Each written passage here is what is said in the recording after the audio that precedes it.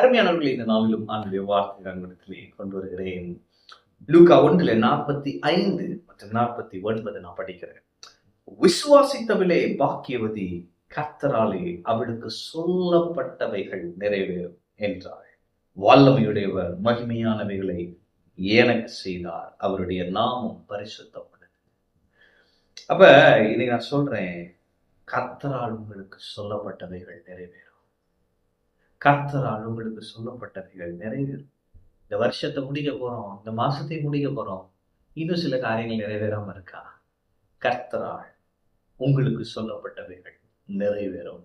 அவன் என்னென்ன சொன்னாலும், கர்த்தர் என்னென்ன சொன்னாலும், நீங்க ஆசைப்பட்டிருக்கலாம் இந்த வருஷம் இது நடந்தா நல்லா இருக்கும். ஆண்டு சொல்றாரு, நான் உனக்கு சிலதை சொன்னேன், அத இன்னும் அது செய்யாத மாதிரி இருக்கு, அது வெளிப்படாத மாதிரி இருக்கு, முன்னாலே அது நம்ப முடியாது, உனக்கு தானா அது நான் தான் சொன்னேனா அப்படின்னு நீ நினைக்கிற.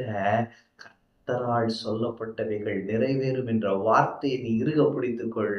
நீ விசுவாசி, என்னோடு சொல்லப்பட்டவைகள் அப்படியே நிறைவேறும் என்று கர்த்தர் சொல்லுகிறார். ஆமென். அப்ப உங்க சாட்சி எப்படி இருக்க போகுதுன்னா, வல்லமையுடையவர் மகிமையானவைகளை எனக்கு செய்தார். ஆமென். அப்ப நீங்க அவரை எப்படி பார்க்க போறீங்க, எப்படி அனுபவிக்க போறீங்க?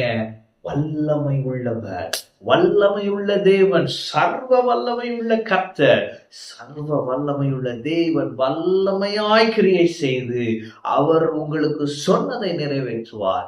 இன்றிலிருந்து ஒவ்வொன்றாய் ஒவ்வொன்றாய் அடுத்து அடுத்து நிறைவேறிக் கொண்டே இருக்கும். நீங்க ஆச்சரியப்பட போறீங்க. உங்க சாட்சி எப்படி இருக்கும்னா, வல்லமையுடையவர் மகிமையானவைகளை, சார் நான் நினைச்சு கூட பார்க்கல, எனக்கு இதை செஞ்சுட்டாரு சார், இதுதான் உங்க சாட்சியா இருக்க போகுது.